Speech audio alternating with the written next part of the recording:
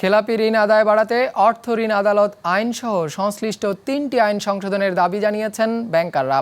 বুধবার কেন্দ্রীয় ব্যাংকের সঙ্গে দেশের সকল বাণিজ্যিক ব্যাংকগুলোর ব্যবস্থাপনা পরিচালকদের বৈঠকে এ দাবি উঠে আসে। সেই সঙ্গে অর্থ ঋণ আদালতে মামলার জট কাটাতে দ্রুত ব্যবস্থা নেওয়ার উদ্যোগের সিদ্ধান্তও আসে বৈঠক থেকে।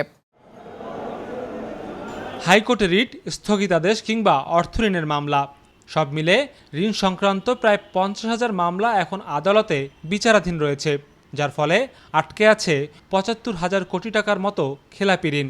এমন অবস্থা থেকে উত্তরণে ব্যাংকগুলোর ব্যবস্থাপনা পরিচালকরা সহায়তা চাইল সরকারের।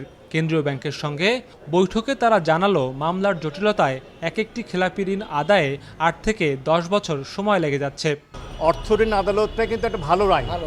এই আইনটারই কিছু আমাদের সংশোধনী দরকার, যাতে করে দেখা যায় যে 6 মাস জেল হয়, 6 মাস জেল হয় ইরেসপেক্টিভ অফ হ্যাঁ, ইরেসপেক্টিভ অফ এবং শুধুমাত্র অর্থ ঋণের জন্য। কিন্তু অনেক সময় দেখা যায় যে আমি পজিশন পেয়ে গেলাম, মানে আমি যখন মিউটেশন করতে গেলাম, দেখা গেল যে আমার দলিলের কোনো একটা সাথে যখন ফিজিক্যাল নিতে গেলাম একটু চেঞ্জ হচ্ছে। তবে শুধু অর্থ ঋণ আদালত আইন নয়, ব্যাংকাররা বলছে বকেয়া ঋণ আদায়ে জটিলতার সৃষ্টি করছে দেউলিয়াত্ব আর চেক জালিয়াতি আইনও। তাই এই 3টি আইন সংশোধনের প্রস্তাব এসেছে তাদের পক্ষ থেকে। আমাদের সময়ের চাহিদা অনুসারে সব আইনের পরিবর্তন না, আমরা না, যেমন ব্যাংকরাপসি ল, এটা কিন্তু অ্যাবসলিউটলি হ্যাজ ফেইল্ড মিজারেবলি।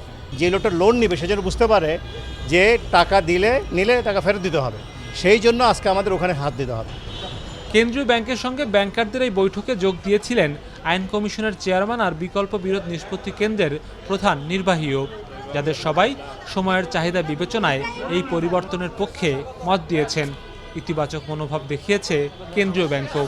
কি প্রসেসে গেলে আমাদের stakeholder as well as banker এবং যারা লোনে আছে সবাই যাতে বেনিফিটেড হয়, এই জাতীয় একটা যুগোপযোগী যদি কোনো কিছু পরিবর্তন করার প্রয়োজন হয়, আইনের সংশোধন করা যদি প্রয়োজন হয়, সেইগুলো করার জন্য একটা উদ্যোগ নেওয়া হবে পরবর্তীতে। এসব বিষয়ে আরও কার্যকর উদ্যোগ নিতে ব্যাংকাররা শিগগিরই বিচারপতিদের সঙ্গেও দেখা করতে পারে বলে জানা গেছে বৈঠক শেষে।